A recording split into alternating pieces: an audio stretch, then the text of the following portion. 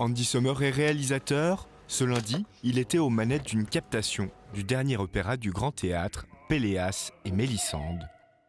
Nous sommes partis à sa rencontre durant la répétition générale. Là, il y a une chose qui est assez rare, tout d'un coup, une équipe de metteurs en scène, de décorateurs, de designers de lumière, ils fabriquent leur spectacle pour le public.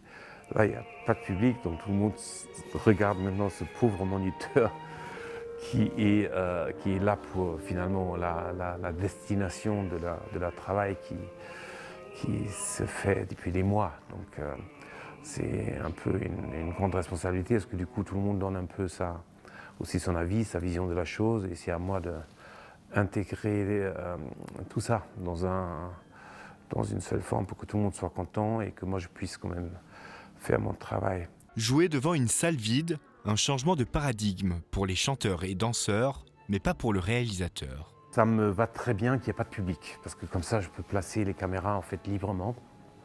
Le seul obstacle, c'est l'orchestre qui est entre la scène et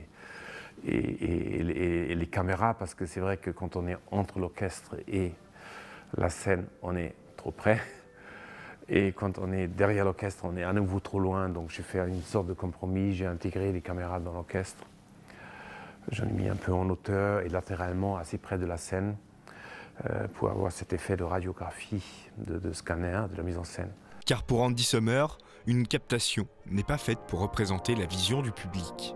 Moi j'aime beaucoup les captations qui explorent un peu en 3D une mise en scène, parce que je trouve que rendre juste le point de vue du spectateur n'est pas assez. On perd beaucoup de la qualité d'une mise en scène, de la richesse d'une mise en scène si on se met tout bêtement au fond de la salle. L'opéra peut être vu à plusieurs échelles, de la vision globale de la scène aux expressions des chanteurs. Chacune de ces valeurs doit se retrouver dans la réalisation de la captation. La partie plastique qui doit se faire logiquement plutôt en plan d'ensemble.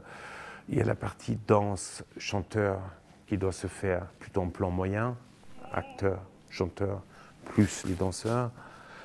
Et après, il y a les purs moments de chant où on peut se rapprocher les chanteurs en plan américain, en plan poitrine, en gros plan. Voilà, donc c'est cet équilibre qu'il a trouvé qu'on va essayer de trouver ce soir. La captation de l'opéra Péléas et Mélisande est à retrouver sur le site du Grand Théâtre jusqu'au 31 janvier.